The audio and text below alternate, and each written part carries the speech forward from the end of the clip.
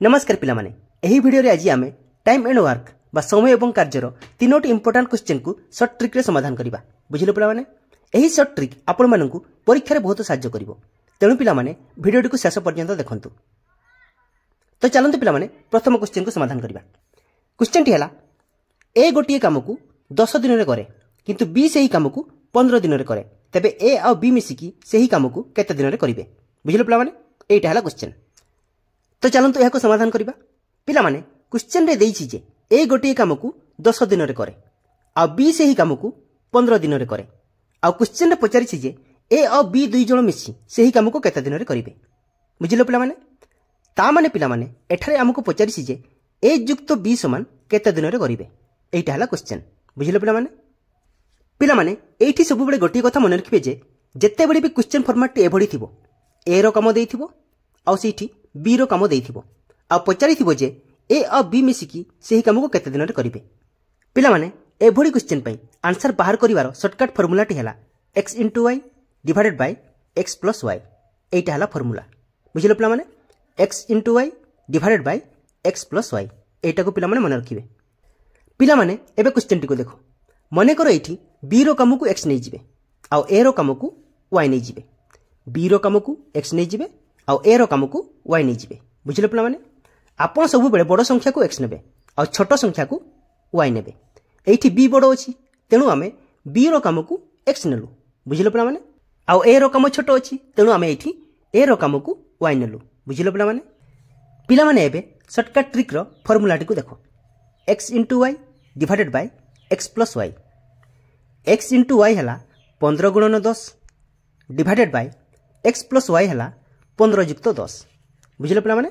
x * y हला 15 * 10 divided by x + y हला 15 + 10 जेहेतु आमे एठी x को 15 नैछु आ y को 10 नैछु बुझिलो पिला माने। एबे एहा को समाधान कले हेबो एठी 15 * 10 जे हेबो 15 * 10 = 150 डिवाइडेड बाय 15 + 10 हेबो 15 + 10 = 25 150 विभक्त को 25 बुझिलो पिला माने। एबे 150 को 25 रे काटिले हेबो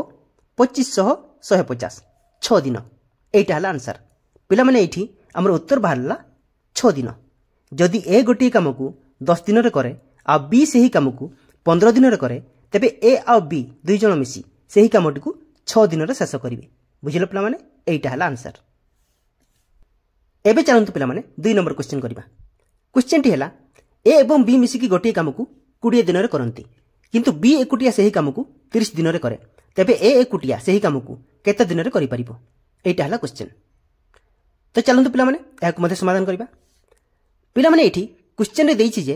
ए आ बी मिसी की गोटिए काम को 20 दिन रे करंती माने ए युक्त बी समान हमकु 20 दिन देइछि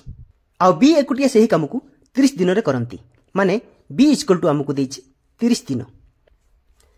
तापरे क्वेश्चन रे हमकु पचारिछि जे ए एकुटिया सेही काम को केते दिन रे करि परिबो बुझिलो पिला माने एटा हला क्वेश्चन। पिला माने मने करो एठारे आमे बी रो काम को x नै जिबा आउ ए आउ बी रो मिश्रण काम को y नै जिबा। पिला माने मु पूर्व क्वेश्चन रे कहिथिली जे ए भडी क्वेश्चन रे सब बडे बड़ संख्या को x नेबे और छोट संख्या को y नेबे तेनु एठारे आमे b रो काम को x नेलु आउ ए आउ b रो मिश्रण काम को y नेलु बुझिलो पिला माने। पिला माने एबे क्वेश्चन टी को भलो की देखो जदि कोनोसी क्वेश्चन रे दुई जनकर मिसिकी कार्य दक्षता देइथिबो आ सेथि मध्य सेठी जनकर मध्य एकुटिया कार्य दक्षता देइथिबो हेले अन्य जनकर सेठी एकुटिया कार्य दक्षता पचारिथिबो आपण एभडी क्वेश्चन रे सबडे एही ट्रिक यूज करिवे। हे ट्रिक टी हला x * y divided by x - y बुझिलो पिला माने ट्रिक टी हला x * y divided by x - y एटा हला ट्रिक।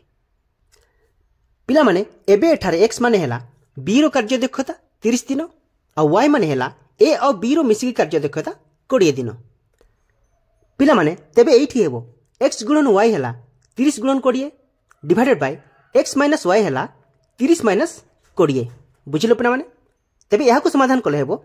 30 * 20 जे 30 * 20 समान 600 डिवाइडेड बाय आउ 30 - 20 जे 30 - 20 समान 10 बुझि पारलो पिला माने। एबे ही 600 को 10 रे काटिले हेबो 60 दिन एटा हला आंसर। तेबे पिला माने ए एकुटिया सेही काम को 60 दिन रे करिवो बुझिले पिलामाने पिलामाने सबुबेले मन रखिबे जे एभली क्वेश्चन पई आपण माने एही ट्रिकटी यूज करिवे x गुणन y divided by x minus y x को सबुबेले बड़ संख्या नेबे आ y को सबुबेले छोट संख्या नेबे एभली क्वेश्चन रे बुझिले पिलामाने